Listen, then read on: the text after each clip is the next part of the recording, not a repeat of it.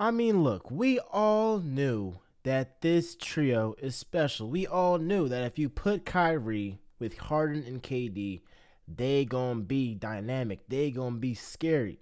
But here's one thing that I took away from this game against the Pacers.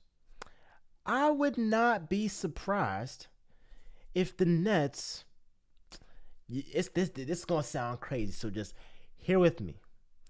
I would not be surprised if the Nets purposely lose games to get a lower seed. You gotta think about it. Just hear me out on this one, y'all. Hear me out. And if y'all don't know, and if y'all know already, this is Real Talk with Miles Johnson, where y'all know I always keep it real. Hear me out, y'all.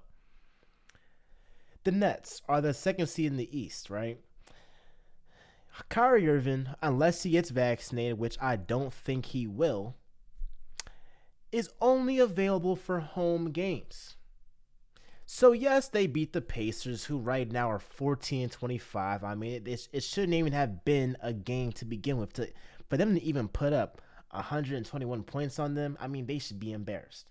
But moving forward, they really should lose games on purpose because you will have Kyrie available for a game 7. I mean, look, that's perfect. I mean, look, if you're on the road, if you have the worst record in the playoffs, right, and you're on the road, the first two games are going to be on the road. If you have home court advantage, the two first games are going to be at home. That guess what that means? Kyrie can't play. So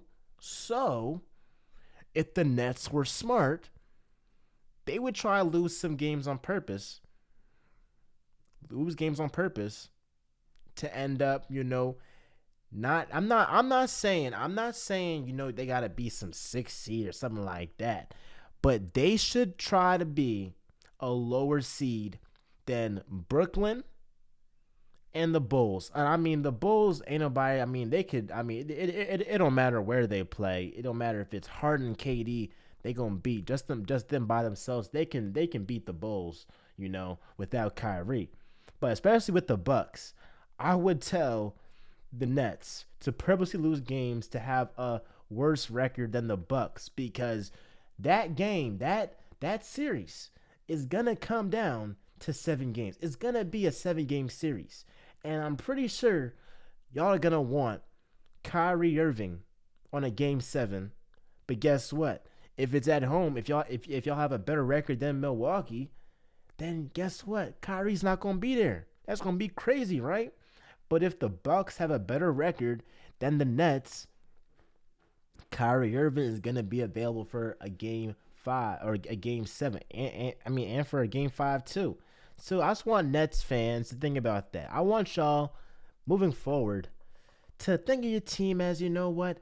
Let's just have a worse record than the Bucks, and that puts us in prime position to breeze through the East in the event that we have to face the Bucks, right, in the conference finals or in the second round or whatever, right? So that's what I would tell, Nets fans to really root for. Root for your team to not be bad, but just be a little bit worse than they are right now. Now I know I have a lot of Sixers fans as my fan base, but if you're a Nets fan, put down below in the comments, do you want to have a worse record? Do you think that it'll be better to have a worse record than the Bucks? Because I think that puts y'all in prime position to win the East and for it to not be a problem. Because again, if you have Kyrie Irving for a game 7, y'all are unbeatable. Unbeatable. Just like, hey, just call the winner. Give y'all the ring right now. Call the winner right there. But if you don't have Kyrie for a game 7,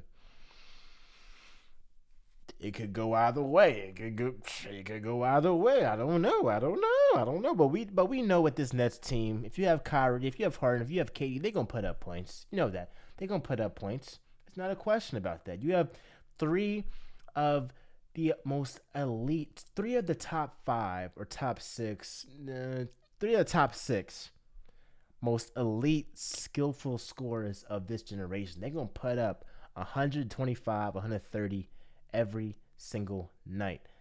Kyrie Irving had a beautiful game. I mean, he started off slow, but at the end of the game, I mean, they then, whew, I mean, at the end of the game, it was showtime. It was showtime because the fourth quarter, guess who closed? It was Kyrie, it was Harden, it was KD. With 6 minutes left to play, those were the only guys that scored, and that's what it's gonna be like every single game. Who's gonna pick up the? I mean, if you have those guys, it's like take turns. It's kind of like when you're at the playground or whatever, or you at the little court or whatever with your homeboys, and the three best players at the end of the game, they just chucking up the shots, right? They not passing to the role players. I mean, look, I played JV. They are not passing me the ball. Come down, come clutch time. It's gonna be the best players going ISO that are gonna be getting the ball in crunch time. If it's what if game goes to 12 and it's 10-11, best believe the best players that can go ISO are gonna have the ball, and that's what it is with the Brooklyn Nets. Now it's gonna be interesting to see how they adjust, right? From going from Kyrie one night to not having Kyrie the next night. So we gonna see. It's gonna be a true testament of KD's leadership to see if this group can stay together. Because I know that some guys are like, "Yo, Kyrie is he's a part-time player. Like that's kind of like I wouldn't be a part-time player if I wasn't vaccinated. Like they certain players." Right in NBA or certain guys on that team are gonna be like looking at him a little bit sideways. If they don't say it, they're gonna be thinking it in their head, right? Like, God, yeah, like, hey, yo, we're sacrificing and you're not. So KD is gonna take a true testament of his leadership to really keep this team together.